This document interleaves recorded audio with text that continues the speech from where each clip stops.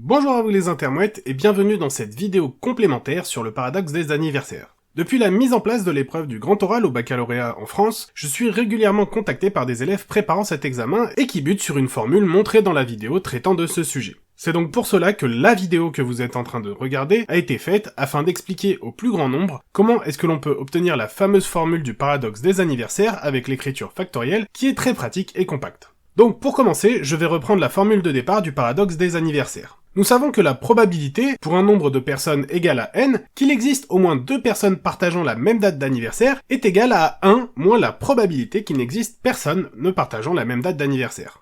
Pour ça, je vous renvoie à vos cours sur les compléments de probabilité. Cette probabilité complémentaire est donc égale à celle de choisir une première date dans le calendrier qui ne soit l'anniversaire de personne encore, soit 365 choix parmi les 365 du calendrier, et on continue ainsi jusqu'à la nème date d'anniversaire différente, dont le choix est alors de 365 moins n-1, le tout divisé par 365.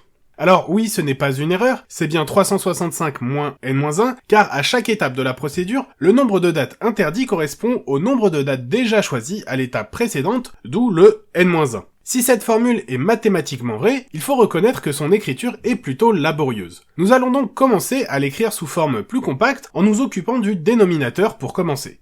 Chaque fraction présente un dénominateur égal à 365 et nous avons un total de n dénominateurs. Si vous en notez, je vous laisse redémontrer ce résultat. Notre probabilité devient alors 1 moins la fraction 1 sur 365 à la puissance n multiplié par le produit de tous les numérateurs, à savoir 365 fois 364 fois 363 et ainsi de suite jusqu'à 365 moins n-1.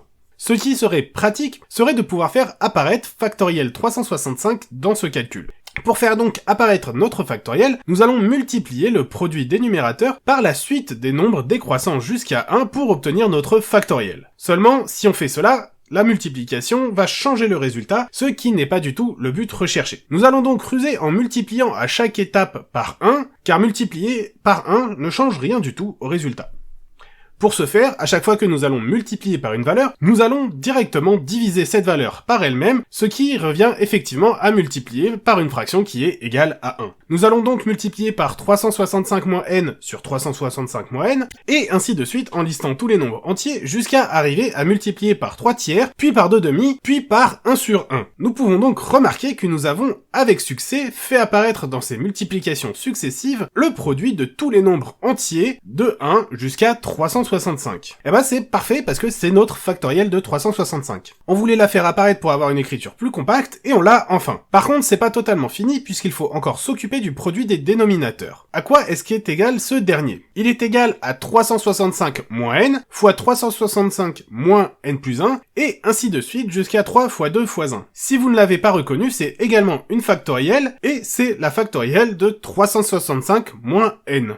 Nous obtenons donc le résultat souhaité, à savoir que l'écriture compacte de la probabilité que dans un groupe de n personnes, au moins 2 personnes partagent la même date d'anniversaire, peut être écrit sous la forme P indice A de n est égal à 1 moins factoriel de 365 divisé par 365 à la puissance n fois factoriel de 365 moins n. Voilà, nous avons donc démontré notre formule avec son écriture compacte. J'espère que cette vidéo vous a aidé, n'hésitez pas à la liker, à laisser un commentaire si jamais vous souhaitez me faire passer un petit mot ou me poser une question, et je vous invite également à vous abonner si ce n'est pas déjà fait. Après tout, c'est bon pour la santé de la chaîne. Je vous laisse avec cette petite vidéo explicative et vous souhaite bon courage pour la préparation du grand oral, et bonne chance.